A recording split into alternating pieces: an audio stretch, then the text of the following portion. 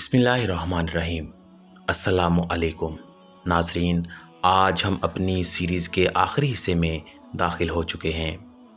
यह हिस्सा है सुल्तान सलाहुद्दीन अय्यूबी के आखिरी अयाम और उनकी वफ़ात का बयान। 1187 ईस्वी में बैतुल मक़दस की फ़तह के बाद पूरा आलम इस्लाम खुशी से झूम उठा। यरूशलेम की आज़ादी ने सलाहुद्दीन अय्यूबी को पूरी उम्मत मुसलमा का हीरो बना दिया, लेकिन ये कामयाबी सलेबी दुनिया के लिए एक बहुत बड़ा धचका थी। इसीलिए यूरोप में तीसरी सलेबी जंग का आगाज़ हुआ, यानी इंग्लैंड का बादशाह रिचर्ड शेरदिल, फ्रांस और दीगर ममालिक ने मुसलमानों पर दोबारा से हमले किए।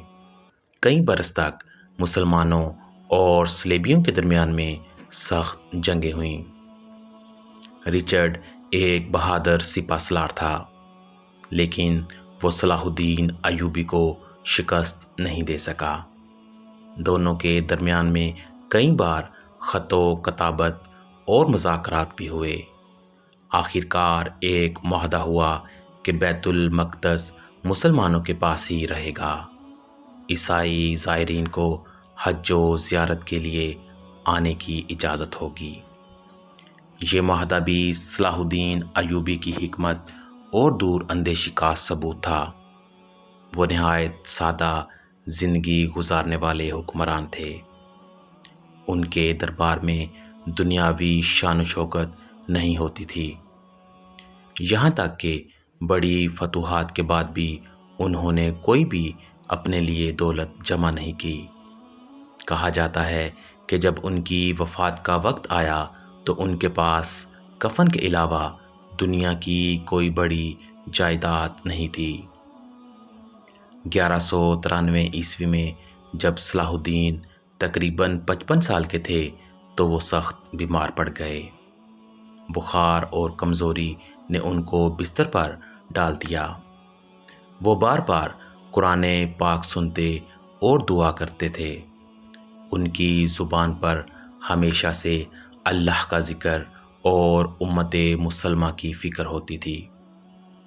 मोहतरम नाज़रीन, 4 मार्च 1193 ईस्वी को दमिश्क में सुल्तान सलाहुद्दीन अय्यूबी इस दुनिया से रुखसत हो गए।